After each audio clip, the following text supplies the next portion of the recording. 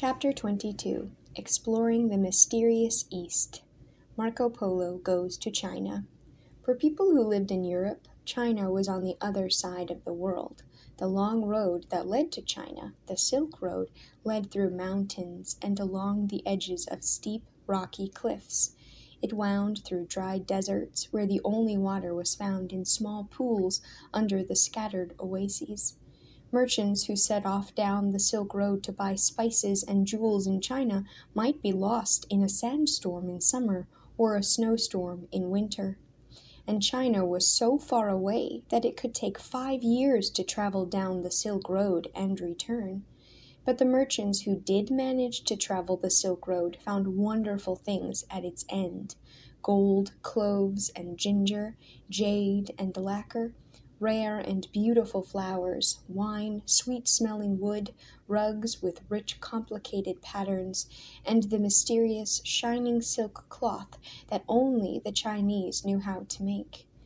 Europeans marveled over these treasures and hurried to buy them as soon as the caravans from China arrived. Kublai Khan knew that trade with Europe would make China even more prosperous, so he did his best to encourage traders and merchants to come to his cities. He turned his Mongol soldiers into road keepers and policemen and sent them out to guard the roads and protect travelers against bandits. As the journey grew safer, more and more merchants and adventurers traveled along the Silk Road to see the marvels of China's cities. One of these adventurers was named Marco Polo. Marco Polo was the son of an Italian merchant named Niccolo. Before Marco was born, Niccolo left on a journey to China.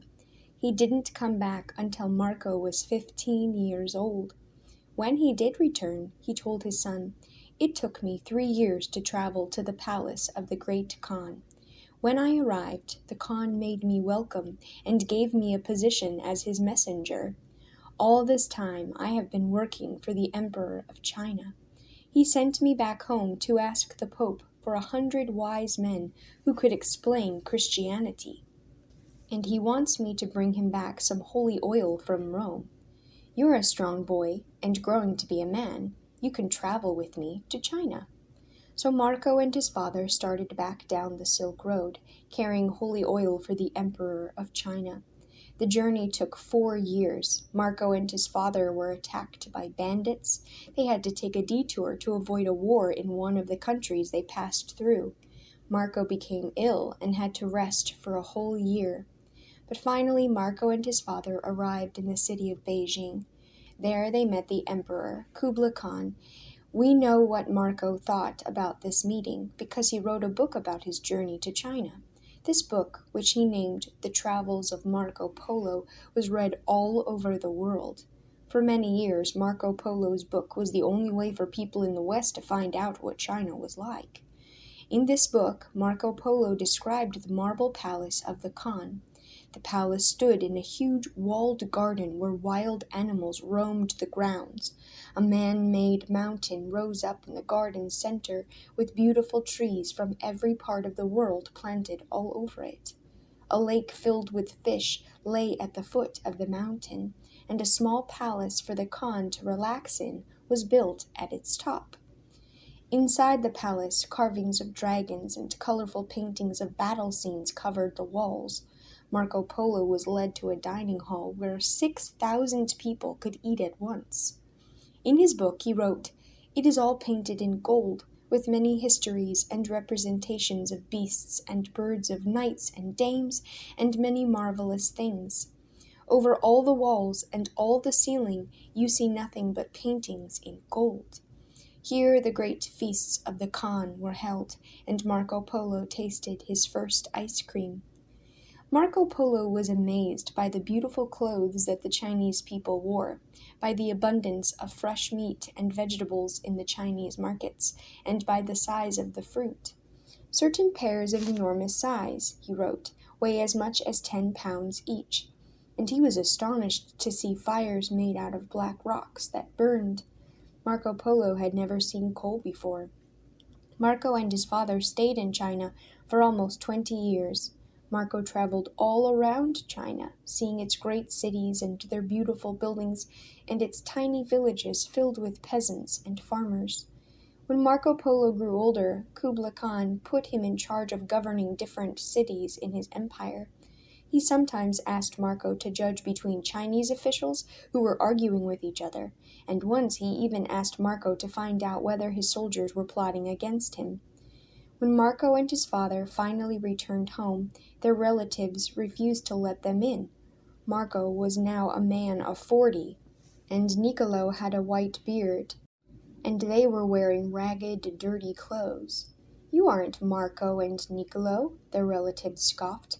"They've been dead for years. You're just beggars." So Marco and Niccolo ripped open the seams of their coats. Jewels tumbled out, emeralds, rubies, and sapphires.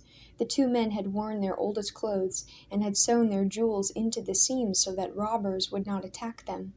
Finally, their relatives let them in. Marco and Niccolo had returned from China. The Forbidden City of the Ming. Marco Polo was lucky to make his journey to China during the reign of Kublai Khan. The Great Khan wanted Europeans to come to his country, so he tried to make the Silk Road safe. But after the Great Khan's death, traveling to China became more and more difficult. The land between Europe and China itself had once been controlled by Kublai Khan and protected by his soldiers. But now other Mongol leaders divided this in-between land among themselves. They fought with each other over the borders of their new little kingdoms. Now there were wars all along the Silk Road. Merchants traveled to China less and less often, and then hardly at all. Meanwhile, the new rulers of China, the emperors of the Ming dynasty, spent their time improving their own cities and palaces. One of these emperors, the Emperor Yongle, built a palace right at the center of China's capital city, Beijing. He wanted this palace to show the beauty of Chinese architecture and the skill of Chinese builders. The royal family would live in it. The emperor's home and all of his official buildings would be part of the palace, and no foreigner would ever be allowed to enter it. We call this palace the Forbidden City, because it was as large as a small city, and because foreign visitors were forbidden to see it. Yongle ordered construction to begin in 1421. The Forbidden City took 14 years to build. Its walls were made from enormous stones that were cut from stone quarries outside of Beijing. The stones were too heavy for oxen to pull into the city, especially during the winter when the roads were covered with frozen ruts, so the Chinese laborers dug a well every 300 or 400 feet along the road. They poured water on the road and waited for it to freeze into ice, and then slid the stones along on the ice right into Beijing. The stone walls that surrounded the palace were 30 feet high. Inside these walls, the Chinese built 9,999 smaller buildings. These buildings are made not only out of stone, but out of hard red bricks made from rice and lime. The bricks are attached together with a cement made out of smashed rice and egg whites. These bricks have remained strong for centuries. Yellow is the color of royalty in China, so the buildings were decorated with gold dragons and yellow paintings, and the roofs were covered with yellow tiles. Each building inside the Forbidden City had a special name. The largest buildings, where the emperor worked on the business of ruling his country, were called the Hall of Supreme Harmony, the Hall of Military Might, the Hall of Peace, and the Hall of Terrestrial Tranquility. The emperor's throne room was in the Hall of Celestial Purity, which had walls lacquered red, a marble floor, and golden carved dragons all around the walls. The emperor himself lived in great luxury. He had entire buildings all to himself. He ate alone, waited on by dozens of servants. A food taster stood beside him and took a bit of each dish before the emperor ate it, to make sure that none of the food was poisoned. The cooks of the Forbidden City would make roast chickens, roast deer, glazed duck, raised sweet buns, iced cakes, rice, several kinds of soup, a dozen vegetables and wine for every meal, just for this one man. There was so much food at each one of the emperor's meals that his leftovers were served to the others who lived in the palace. The emperor's family and other relations also lived inside the Forbidden City. A royal child could grow up inside the Forbidden City and never need to leave. Children could spend their time doing lessons, but also painting, flying kites, ice skating, and playing with pet birds. They could go see plays and concerts performed for them in a special theater called the Pavilion of Cheerful Melodies. But they probably had the most fun raising crickets. Special pet crickets were kept in cricket cages and taken for walks on narrow leashes made of thread. Cricket fights were held to find out whose cricket was the strongest. In a museum in China, you can still see the cricket cages owned by the last emperors of China when they were children. Even though foreigners were kept from coming into the Forbidden to see the Emperor Yongle wanted to know more about the rest of the world. He ordered ships built and paid Chinese explorers to go out on expeditions to distant lands. The emperors sailed thousands of miles. One ship may even have made it all the way to North America. But the Ming emperors who came after Yongle didn't want to discover new and distant lands.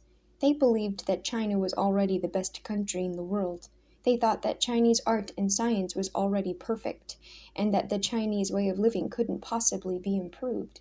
So instead of trading with the outside world or sending Chinese people to start new settlements in different countries, the Ming emperors made the Great Wall even stronger to protect against invaders and stayed home. One of the emperors even made it illegal to build ocean-going ships. He told sailors that anyone who tried to sail to other countries and trade with them would be executed. The Ming emperors lived in the Forbidden City, separated from the rest of the world for centuries. About 90 years ago, the last Chinese emperors were driven out of the Forbidden City. Some of the buildings were destroyed, but today the Forbidden City has been restored and rebuilt. Tourists can go see the palace that no medieval traveler ever saw.